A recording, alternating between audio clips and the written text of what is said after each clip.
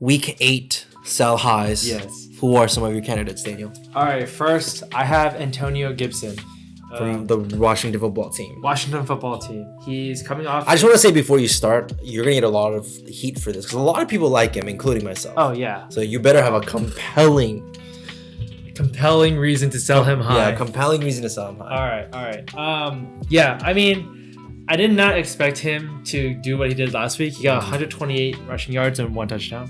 Great for him. Great for fantasy owners who did start him. Sorry about the owners I told not to start him, but who would have saw them destroying the Dallas Cowboys like that too?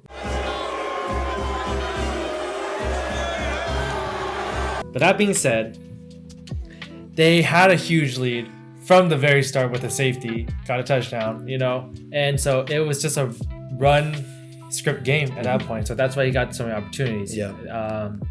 But here's why I think he's a sell high. The past 2 games, he's had 29 carries. Yep. 9 last week, 2 weeks ago, and 20 carries this past week. But with McKissick and Barber combined, they have gotten 27 carries the past 2 games. So he basically has a 50% share of the run game, which is not the best.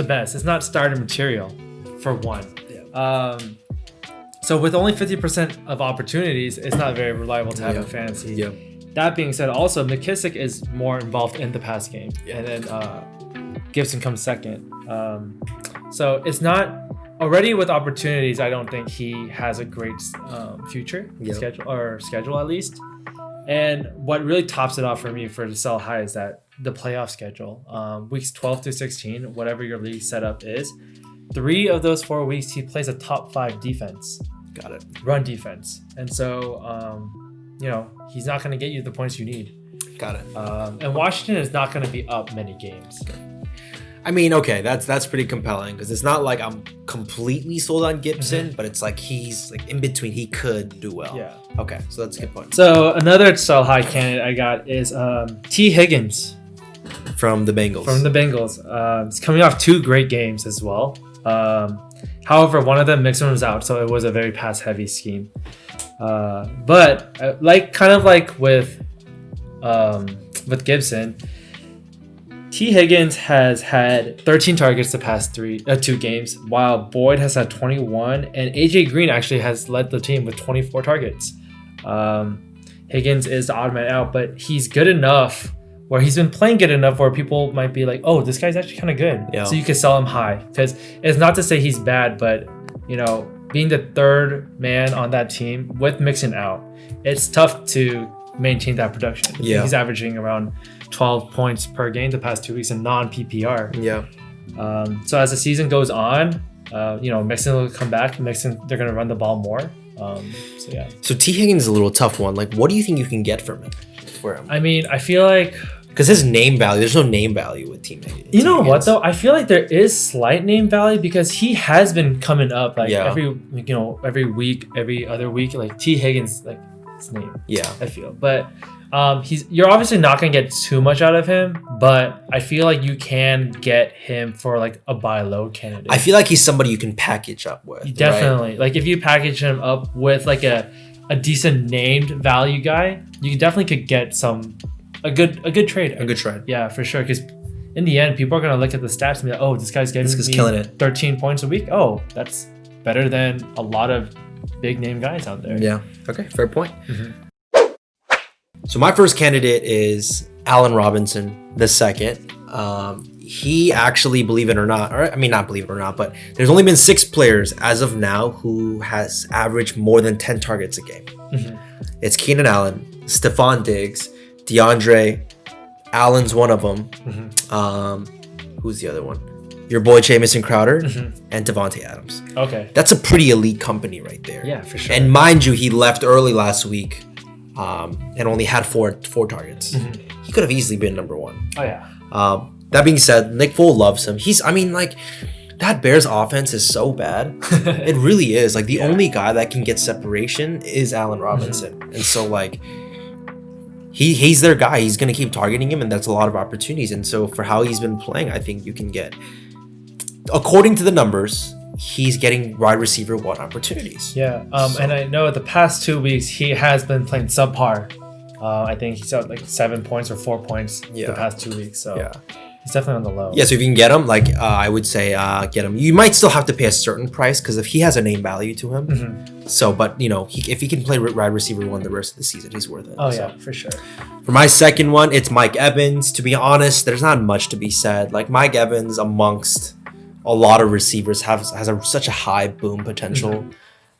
He's really their only deep threat, I would say. I mean, Godwin has a little bit there, but Scotty Miller's kind of been a deep threat. Yeah, surprisingly, he's a quick little white boy.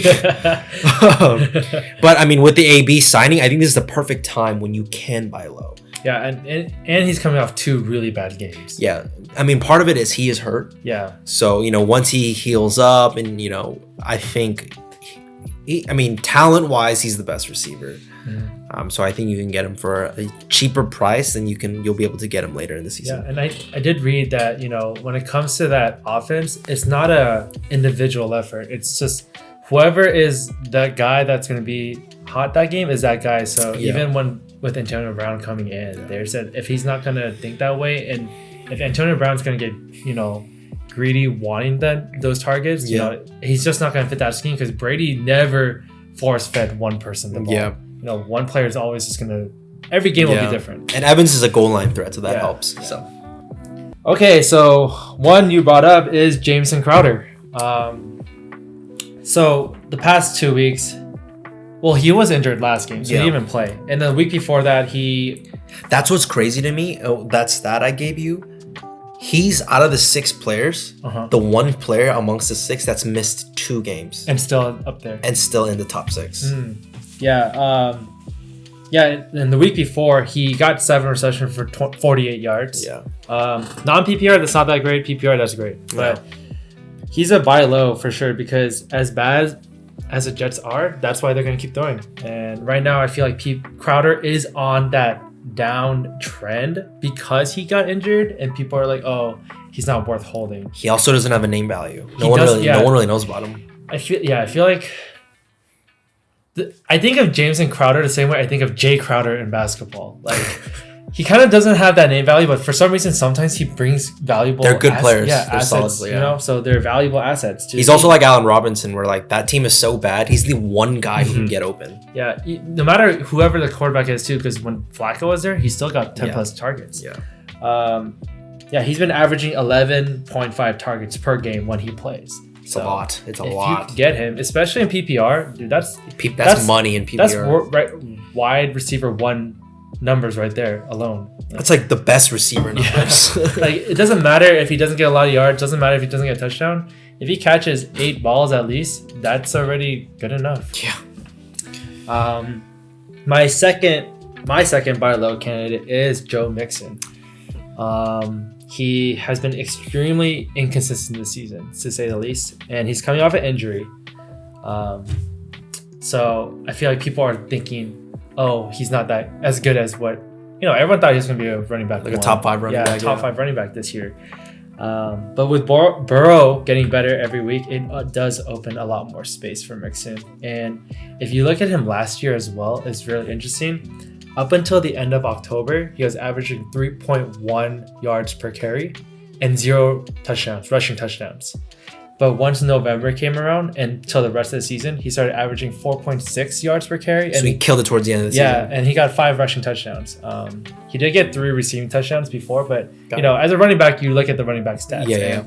He vastly improved as the season goes on. Okay. So if he continues that trend, literally this is the last week before November comes. Yeah. He might blow up. Good picks there.